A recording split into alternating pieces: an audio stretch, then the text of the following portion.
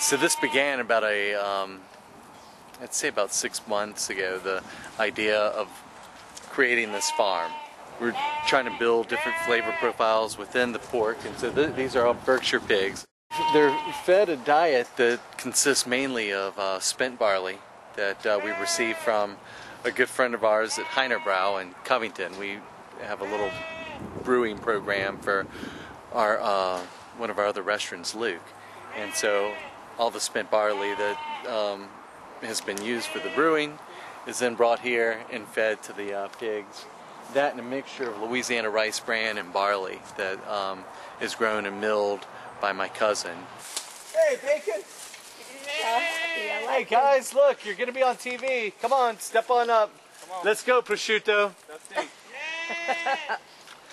And so there's the barley that they love to eat and wallow in. And there's your Gulf Coast sheep.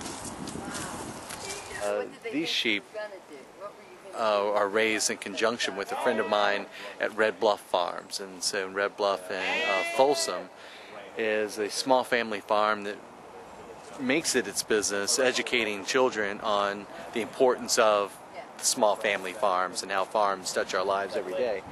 And so we worked with them on this Gulf Coast breed of sheep, finishing them again, not on spent barley, but on fresh barley, rice bran.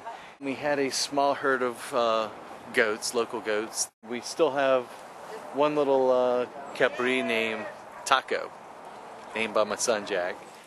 He's in great health, but he hasn't put on any weight. And so I think he's made it.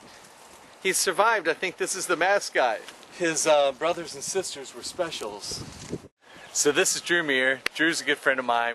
Without Drew's input and his father's experience in raising hogs and putting chicken coops together and whatnot, heck, I wouldn't be here today talking about our little farm. And it started out with the pigs, and here comes the chickens, and after the chickens. Yeah, it's just been a whirlwind. I mean, it's been exciting. Something that you have to have a passion for out here. The whole place, I think we've been passionate from the get-go to get this whole place up and running. And we, it takes so much knowledge. We need knowledge from our parents. We need knowledge from other farmers to make sure that we're doing everything right, beyond right, exceeding right. Making sure that the pigs are the happiest pigs on the planet, and the chickens have the largest chicken coop in the parish. And we've just kind of dumped our whole heart into this place, and we hope it shows. We sell a lot of duck, so we are raising things that we sell. We can manage what they eat, we manage their flavor, and then we cook them. I think it calls for a much better product. We'll have a little duck flyway built right here.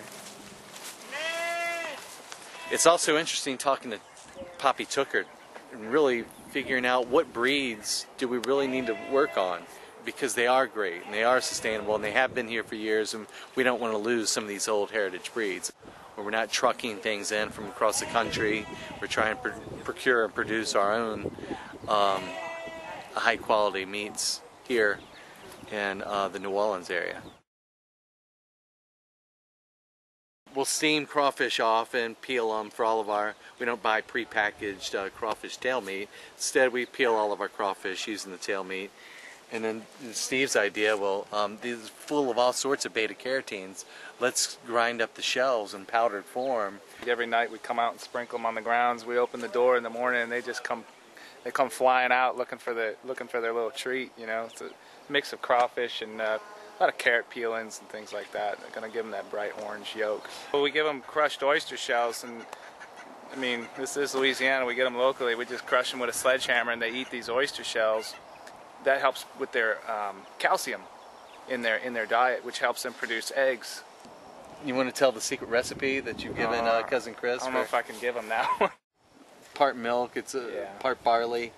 Powdered milk, and we do give them a little bit of whey as well. A local cheesemaker gives us whey that we give them, and they go after that, and they love it. It is very important to make sure that the chickens eat a certain diet, one, so that they continue to lay great eggs on a regular basis, and two, the flavor of the eggs really reflect what it is that they're eating.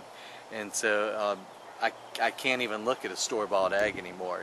Yeah, I grew up on a farm and we raised chickens, and having such a large run for them to roam in, to scratch, to get the bugs out, to get the grubs out of the ground, to get that sunlight. You know, a lot of large chicken farms will be chickens will be raised with unnatural light, let's say, and having this sunlight directly overhead where they have it all day long, that just helps with the overall production of their eggs and really their overall happiness. If they're not happy, they're not going to lay eggs. They're just not going to do it. And if they're cooped up, they're not going to feel comfortable laying eggs, and they just won't. So we have do it. soft music piped in and candlelight dinners on Thursdays and Fridays. To them, yeah. Drew comes out and he'll read a little poetry to the chickens at night.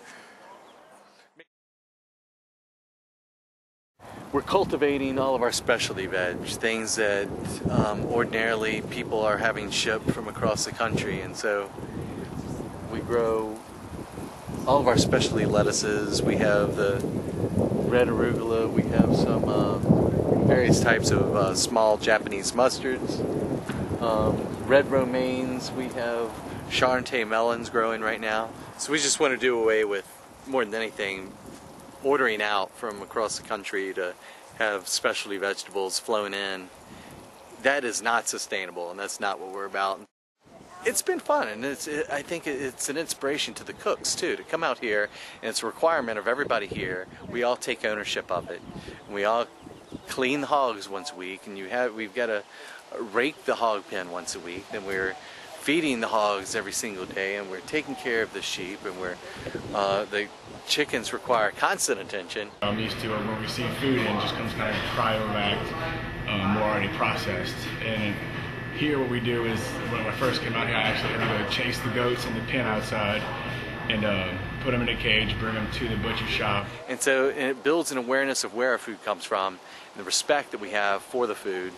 And consequently, there's very little waste, and there's a lot of love given to each dish that's prepared, because the cooks have now built a better understanding of where it comes from.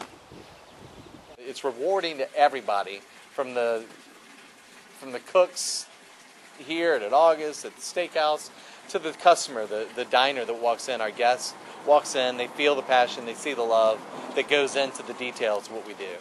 The essence of what we're all about is really respecting the animal in order to produce the best tasting meat, and then respecting that product till it hits the plate of the customer. And I think people do get it, and they love it.